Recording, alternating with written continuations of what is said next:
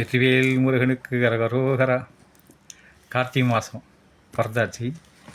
சபரிமலைக்கு புறப்படுறவங்க மாலை போட்டு அந்த யாத்திரை போகிறதுக்கு ஒரு புனிதமான ஒரு பயணம். அது தன்னையும் சுத்தமாக்கிட்டு உலகத்துக்கு சுத்தமானவர்களாக தம்ம புடம்போட்ட தங்கமாக தன்னை மேம்படுத்திக்கிறதுக்காக சபரிமலை யாத்திரை.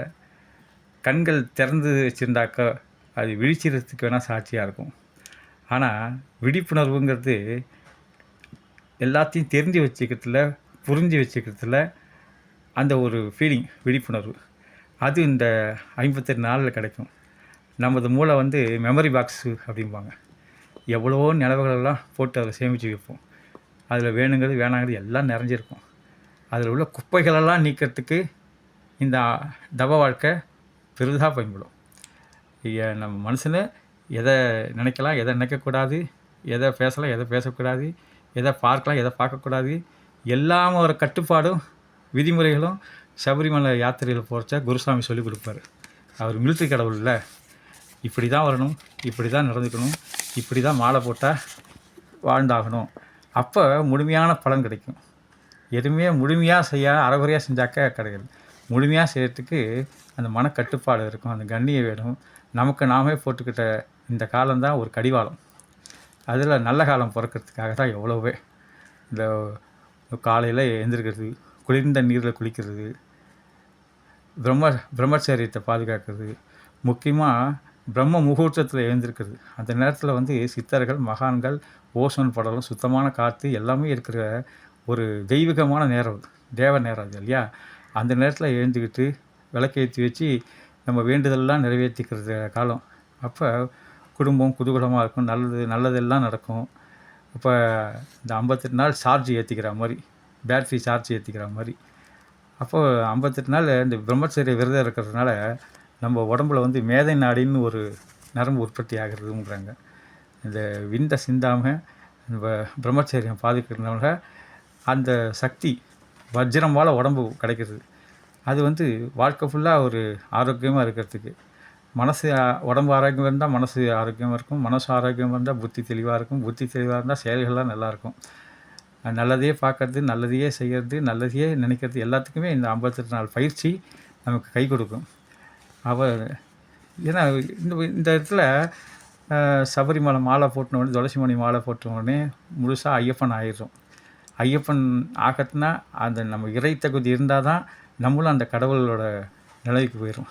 அதாவது சாத்வீக குணங்கள் என்ன, சாத்வீக உணவு முறைகள் என்ன, சாத்வீகமான பழக்க வழக்கங்கள் என்ன, இந்த அமைதியான அந்த வளர்ச்சி எல்லாமே இந்த 58 நாளில் சபரிமலைக்கு மாலை போடுறதுனால கிடைக்கிது. ஒரு முறை போயிட்டு வந்தாங்கன்னா மறுமுறைன்னு அந்த ஐயப்பன் கோயில் போகிறதுக்கு காரணமே அந்த இன்பத்தை அனுபவிச்சவங்க எப்படி தேனை அனுபவிச்சவங்க வெள்ளைப்பாக விரும்ப மாட்டாங்க இல்லையா? அந்த தேனையே சுவைக்க தான் இருப்பாங்க. அந்தமாரி ஒரு உயர்ந்த சத்தை கண்டுவிட்டாங்க. என்ன ஒரு விதிமுறைகள் இருக்குது, சபரிமலைக்கு மாலை போட்டாச்சுன்னா விதிமுறைகள் இருக்குது. அது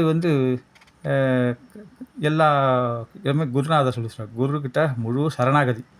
ஐயப்பனோட சத்துவமே ஆன்மம், கர்மா, மாயை, இதை மூணையும் நீக்கிட்டு சின்முத்திரை, இந்த ஜீவாத்மா பரமாத்மா தெரிஞ்சு போகுது. இந்த சின்முத்திரை ஐயப்பன் தோற்றமே தெரியும், நமக்கு மன தெளிவு கொடுக்கும். நம்ம குழப்பமே இருக்காது, அவநம்பிக்கையே இருக்காது வாழ்க்கையில். அந்த 18 படி தத்துவங்கள் ஒவ்வொரு படி ஒவ்வொரு வருஷம் போகும்போது ஒவ்வொரு நம்மக்கிட்ட உள்ள தீய குணங்களை விளக்கிக்கிட்டே போகிறது. ஒரு பாறையிலேருந்து ஒரு நல்ல சிற்பம் வெளியில் வரணும்னா தேவையில்லாத பகுதியில் விளக்கு எப்படி பாறையிலேருந்து நல்ல சக்தியை உருவாக்க தன்னைத்தானே செதுக்கிற மாதிரி இந்த வண்டலூர் ஸ்ரீதர் அவர்கள் ஒரு ஃபோட்டோ போடுவார்ல, அதுமாரி தன்னைத்தானே செதுக்கிறது. தங்கிட்ட உள்ள கெட்ட பழக்கலாம் விட்டலாம் இந்த தெய்வீக சக்தியை நம்மள்கிட்டேருந்து வெளியே கொண்டு வருது. அப்போ கையெடுத்து வணங்குற மாதிரி, உலகமே வியக்கிற மாதிரி ஒரு தத்துவம் நம்மளோட கவசமாக இருக்கும் அந்த வாழ்க்கை. மனுஷன் குருவாகலாம், குரு தெய்வமாகலாம். இந்த அனுபவங்களோட தொகுப்பு தான் இந்த வழிகாட்டியாக இருக்கும். ஐயப்பனுடைய நேரடி ரூபம் தான் குரு பகவான். குருநாதராக வரவங்க பல வருஷங்கள் மலைக்கு போனவங்கள்ட்ட இல்லை. அவங்க அவங்களோட ஸ்பரிசம், அவங்களோட அணுகுமுறை, அவங்களோட அணுக்கமான தொடர்பு, இதெல்லாம் இந்த சபரிமலை யாத்திரையில் குருங்கிற கடவுளோட அனுக்கிரகம் தான். அவங்க பிளவுபடாத மனநிலை ஏற்படுத்துவாங்க நமக்குள்ள. அது என்ன பிளவுபடாத மனநிலைன்னு, நம்ம ஆண்டவனை வேண்டிக்கிட்டு வேண்டுறதுக்கு ஆரம்பித்தோடனே பல யோசனைகள், பல சிந்தனைகள், பல கலவரங்கள், கலக்கங்கள், குழப்பங்கள் ஏதாவது வந்து இடையில வந்து சொல்லிட்டு நம்ம கலைச்சிடும். அந்தமாரி பிளவுபடாத மனநிலையை குரு பகவானோட அனுகிரகம் ஏற்படுத்தி கொடுக்கும். அதேமாரி அவங்களோட வழிகாட்டுதல் வந்து எந்த ஒரு குற்ற உணர்வு தரக்கூடிய செயல்களையும் ஈடுபட செய்யாது. நம்ம மனசை தூய்மையாக வச்சுருக்கும். தீய எண்ணங்கள்லாம் எப்படி தியானத்தில் எரிக்கிறாங்க, அந்தமாரி சத்தியமான இந்த பழக்க வழக்கங்கள், அந்த தவ வாழ்க்கையில் நம்ம மனசில் முழுதும் இயல்பாக இறைசக்தி இருப்பதாக கொண்டு வந்துடும். நம்மக்கிட்ட இருக்கிற பேராசை, பெரிய பயம், பெரிய கோபம் எதுவுமே இருக்காது. எல்லாமே இந்த அவசரம், பதட்டமே இருக்காது. இந்த உண்மையாக, நிதானமாக, சகிப்புத்தன்மையோட எல்லாம் பகவானோட செயல். அந்த சரணாகதி தத்துவத்தோட அவர் காப்பாற்றுவார்னு சொல்லி டெய்லி 108 சரணம் சொல்லிக்கிட்டு, அன்னதானத்தில் கலந்துக்கிட்டு, அன்னதானம் வழங்கிக்கிட்டு, இந்த சபரிமலை மாலை போட்டவங்க வந்து சரண கோஷம் ஒன்று இருந்தாலே போதும்.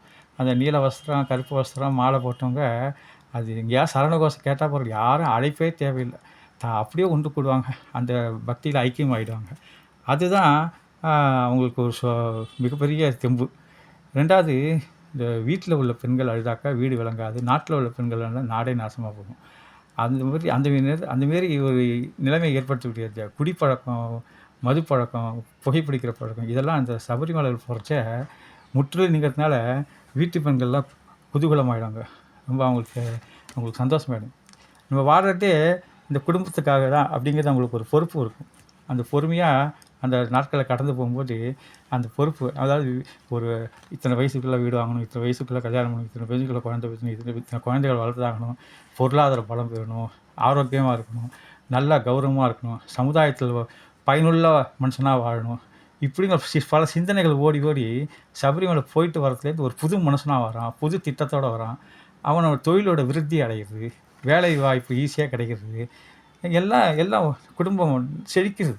சந்தோஷமாக இருக்கிறதுக்கு ஐயப்பன் ஒரு தடவை போயிட்டாலும் நம்மளை தூக்கி விட்டுறார் ஐயப்பன். அந்த ஒரு நெறிமுறை தவறப்படாது, அவ்வளோதான். அந்த ஐயப்பன் குருமார்கள் சொல்லக்கூடிய நெறிமுறையோட, விதிமுறைகளோட, கட்டுப்பாடோடு அந்த இருந்தாக்க அந்த கடிவாளத்தை போட்டு நம்ம நிறைக்கும் கரெக்டாக இருக்கணும். எல்லா நன்மைகளும் அந்த கொடுக்குற இறைவன் இல்லையா ஐயப்பன். எல்லா கடவுளும் ஒவ்வொரு ஸ்வீட்டும் ஒவ்வொரு சுவை தரா மாதிரி ஒவ்வொரு கடவுள் ஏற்படுத்தியிருக்காங்க அந்தந்த நேரத்துக்கு.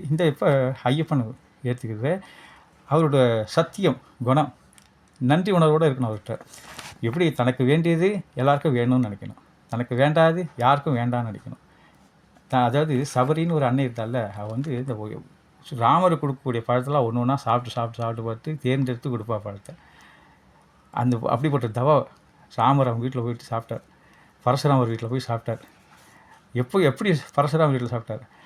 பரதனை வந்து ராமர் வரத்துக்குள்ளே தீ மூட்டி அதில் குறித்து உயிரை மாய்ச்சிக்கணும்னு நினைக்கிறான். உடனே இவர் இலங்கையிலேருந்து ஜெயிச்சுட்டு போகும்போது ராமா இங்கே வந்து எங்கள் வீட்டில் சாப்பிட்டு போ அப்படிங்கிறார். உடனே அனுமார் என்ன சொல்கிறாரு, அனுமாரை பார்த்து நீ போய் பரதனை போய் கவனி அப்படின்னாரு. ஏன்னா அனுமாருக்கு நெருப்பு வைக்கவே தெரியும், நெருப்பு அணைக்கவும் தெரியும். அவர் ஒரு சொல்லின் செல்வர், புத்தி கூர்மை, குறிப்பறியும் குணம் உடைத்தவர் ஆஞ்சநேயர். அவர் நேராக பரதன் போய் அவர் தீயில் விழ போகிறவனை தடுத்து தீயை வந்து அணைச்சிடுறாரு. அங்கே குளிர வச்சிடறார். சீதையை குளிர வச்சா மாதிரி மோதிரம் காட்டி சீதையை குளிர வச்ச மாதிரி மனசை குளிர வைக்கக்கூடாது. அதே மாதிரி பிரம்மச்சாரி கடவுள் அவரும், நெய்ஷ்டிக பிரம்மச்சாரி அவரும். அதேமாரி ஐயப்பன் அப்படி தான். அதுமாரி தன்னோட கடின உழைப்பு, கடின எல்லாமே, அதுவும் தேசிய கடவுள் வேறு ஐயப்பன். இப்போ வடக்கே தெற்கே, தெற்கே கிழக்கே மேற்கே எல்லாம் இந்தியா ஃபுல்லாக புனித ஸ்தலங்கள் நிறைஞ்சி இருக்குது. அதாவது வேற்றுமைகள் ஒற்றுமைங்கிறது இந்த பக்தியில் தான். பக்தியில் இனம், மொழி, ஜாதி, கீதி எந்த வேறுபாடும் கிடையாது.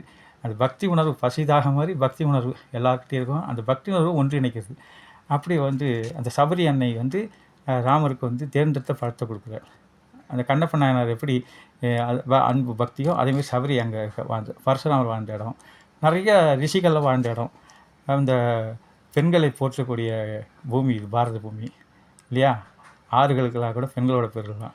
அந்த பெண்களை போற்றி பெண்களோட குடும்பமாக சேர்ந்து வாழ்கிறதுக்கு எப்படி ஜென்மமாக தவம் செஞ்ச பூமி இல்லை, அந்த இடத்துக்கு போனாலே அந்த வைப்ரேஷன், அந்த அவங்க சுவாசித்த காற்று எவ்வளவோ ஒரு மேன்மையை கொடுக்கும் மனுஷனுக்கு.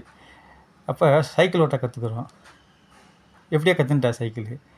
அப்புறம் நீச்சல் அடிக்க கற்றுக்குறோம், நீச்சல் அதேமாரி இந்த 58 நாள் பக்தி பயிற்சி பல உண்மைகளை பல தத்துவங்களை நமக்கு வாழ்க்கையில் கெட்டியாக பிடிச்சிக்கிறதுக்கு கொடுக்கும். அந்த ஆன்மீக பேர் சபரிமலை யாத்திரை எல்லோருடைய வெற்றிவேல் முருகனுக்கு அரோகரா.